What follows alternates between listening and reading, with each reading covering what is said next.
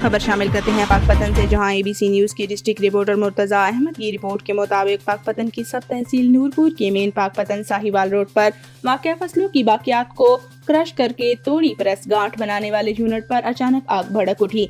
आग ने आसपास के इलाके को घेरे में ले लिया।